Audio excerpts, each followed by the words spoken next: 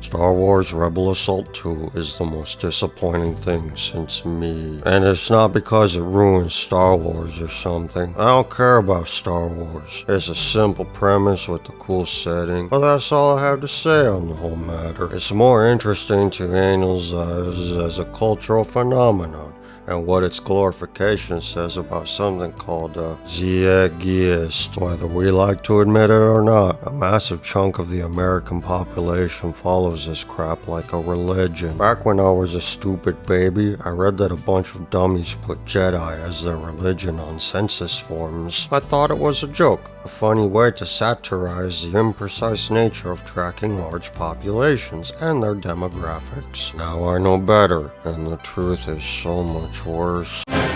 And why doesn't the princess just let the boys rescue her? Because she's a modern and empowered woman unfettered by the antiquated gender roles of a bygone era. Princess Leia's brain sent blood flowing down to her sex hole when a handsome intergalactic criminal put his moves on her. Most women like sexually charged attention from attractive men who also happen to be violent thugs. No one will say it, but I just did, and you know it's true. All this applies directly to Leia, but she fires a gun and says sassy things, so she's defying gender stereotypes somehow. This is why I can't completely enjoy Star Wars or Harry Potter. But we don't need to go over that again. It's junk food for the brains of those possessing painfully average intelligence. That feels wrong to say because I love junk food. Star Wars has become edutainment for middle-browed dullards who think that having a Reddit account is a badge of their genius. They might have inescapable amounts of student loan debt, but everyone upvotes them when they brag about their master's degree in slam poetry. A middle-class facade is a just reward for a lifetime of serfdom to bankers. Thousands of morons on the internet clicking buttons can't be wrong. Anyway, enough of the out-of-character editorializing. Let's get into a deep and thorough analysis of this stupid game based on a stupid franchise. By deep and thorough, I mean that I'm probably gonna write enough material for a 4-minute review before I start playing some Mary-Kate and Ashley games instead. Number 1. Full motion video games revisited, because I think 3 people in the world still care about this genre. Let us look back on one of the most lukewarmly debated topics of 1996. I played Star Wars Rebel Assault 2 because I like games in the full motion video genre.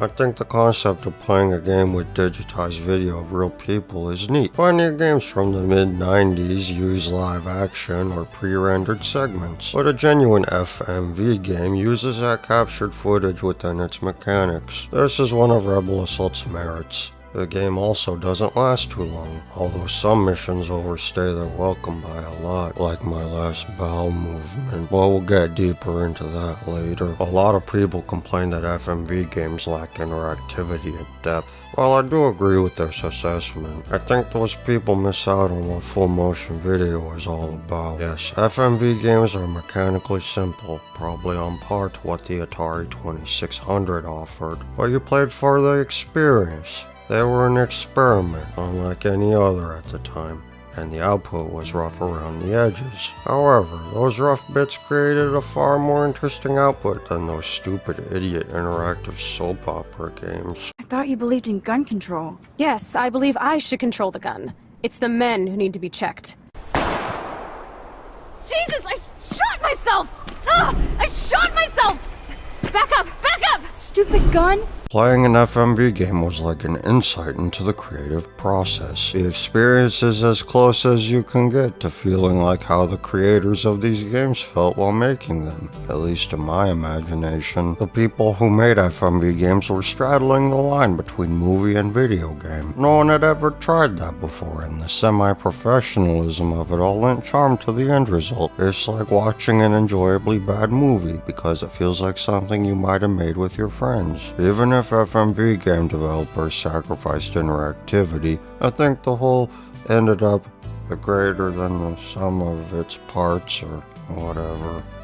I really don't understand these words I'm speaking. I think the green burrito gas is talking for me. Rebel Assault 2 still has some of the amateurish charm that's found in FMV classics like Night Trap or Double Switch, but the production values are a little higher. Much of the costuming looks authentic to the Star Wars movies, and the computer-generated images have that cool pre-rendered look that defined the PlayStation 1 aesthetic. You might say the acting in Rebel Assault 2 is stilted, or maybe use some other word that hacker viewers use all the time to describe it, but I thought the acting was decent. You gotta consider the caliber and budget of a project like this. Maybe if you did that, you'd enjoy it more. Like fast food. Number 2, an imbalance of the discs. This don't make no sense, but Rebel Assault 2 is both an FMV game and a game with FMV. You get plenty of both, but by the end of the game you wish there were more gameplay segments with integrated video. I wish there were more integrated Taco Bell and KFCs. I wish there were more integrated Taco Bell and Pizza Hut. The beginning of the game has a video cutscene that prominently features 2 pairs of feet, like some kind of weirdo directed it. But the game's first mission has no video at all. It's still scripted, but it sucks. It lasts too long, and you're soon familiarized with the horribly slow-moving aiming reticle that will plague the entire game. Your enemies move faster than you can aim, so your best bet is to mash that X button as fast as you can. It took me a couple of tries to discover this strategy. You can also zoom out to see the convoluted ship design. You can also rotate it a bit. It's pointless. Just stay in cockpit view the whole time. Mission number 2 is easier, and it actually has some integrated video. Take cover, shoot some stormtroopers, and that's it. I didn't like how the crosshairs moved every time you took cover and re-emerged to commit more murders, but that's a nitpick. It didn't ruin this part of the game. Mission 3 ruins this part of the game. It features a real-time rendering of the Millennium Falcon superimposed over pre-rendered footage, similar to old Laserdisc arcade games. That's kind of cool, but this mission is horrible, overly difficult, and nearly made me spend urine that I would typically use to pee all over something else.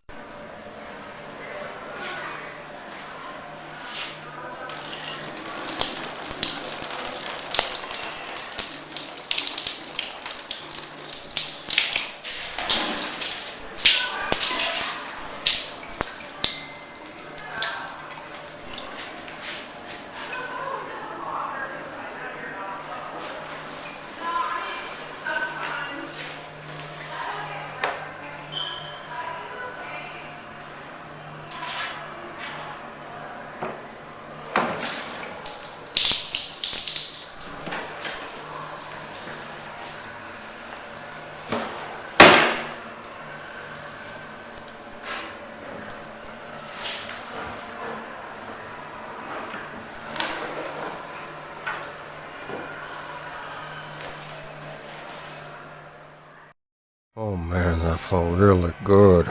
I've been holding it in this whole time. Okay, so stuff like this is hard to describe, but I'm gonna try my best. The Falcon controls a lot like the spaceship in the first mission when you're zoomed out, but here the vehicle moves a little faster. That's good, but as you zoom around this weird cave, or maybe it's a sewer, the Falcon drifts along with the camera. This renders it almost impossible to predict where the 3D model is going to move. Figure out all the obstacle locations eventually, given that this is pre-rendered video that you're navigating, but how to maneuver around them just enough as to not run out of health will remain a mystery even after you're done with this horrible level. Repeating the mission didn't help much, and I lost a lot of lives here. So many lives that I almost quit the game entirely. It broke me down like a hooker in a vat of acid. If you complete this mission, which I did, but only by a little bit, Rebel Assault 2's pacing and difficulty balance improves by a lot in the subsequent missions. The problems you face in the first 3 missions are still there to a lesser degree, but maybe it's because I got better at the game. It could be that the levels are just better designed later on, but it's hard to tell. Right when you start to kind of enjoy the game, it's all over. Part 3. This game takes 3 hours to beat, so it's a small miracle that this review has 3 parts. I've talked at length as to why this game isn't very good, but there are some things that I liked. This first-person shooter section has a night vision look, and it's got a neat, creepy vibe about it. I think a survival horror game with Star Wars stuff would be a lot of fun. I would have liked to see at least one more mission with its art style and gameplay.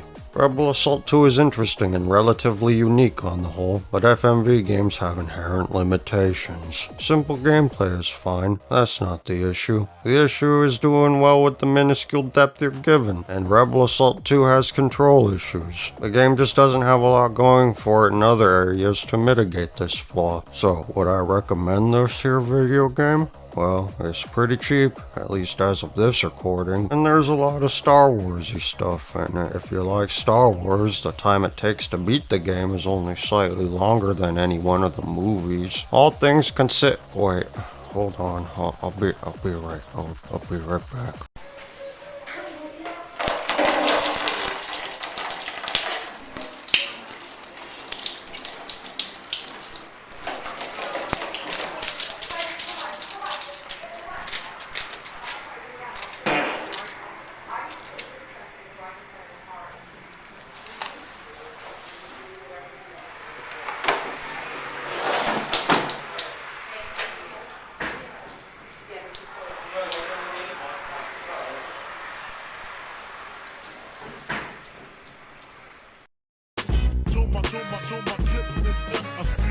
Email me if you want a pizza roll. Leave a comment on this webzone and I will email you a pizza roll. Israel did 9/11.